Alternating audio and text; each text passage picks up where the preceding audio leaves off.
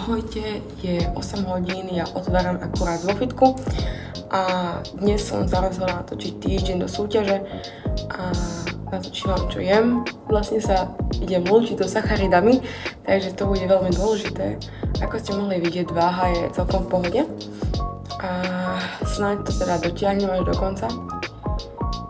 Musím to dotiahnuť až do konca. 3/4 na 11 a ja tu mám svoje prvé jedlo dňa, čo vlastne je mrazený tvaroh a musím ho dať ešte rozmraziť.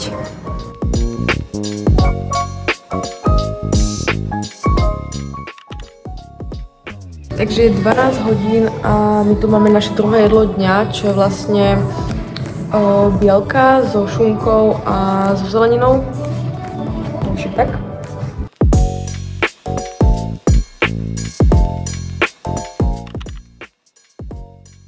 Takže sú 2 hodiny a mám tu moje tretie jedlo dňa, čo sú proteínové koláčiky. Celé to má nejakých 350 kalórií a má to hlavne bielkoviny. Takže to je moje tretie jedlo dňa.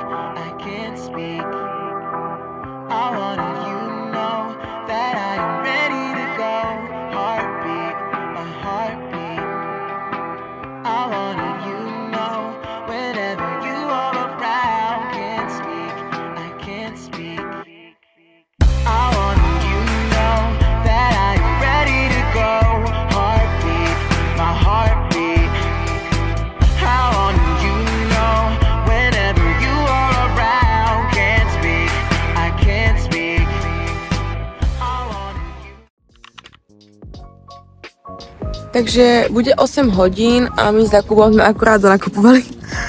A mám tu nejaké posledné sacharidy, ktoré už asi 3 dní neuvidím. Takže 9 hodín a mám posledné jedlo dňa. Posledné sacharidy na moje 4 dní, takže sa neuveriteľne teším.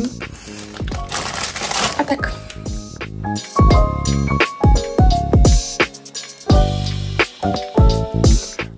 To bolo na dnes všetko, takže snáď sa vám video páčilo a zatiaľ ahojte.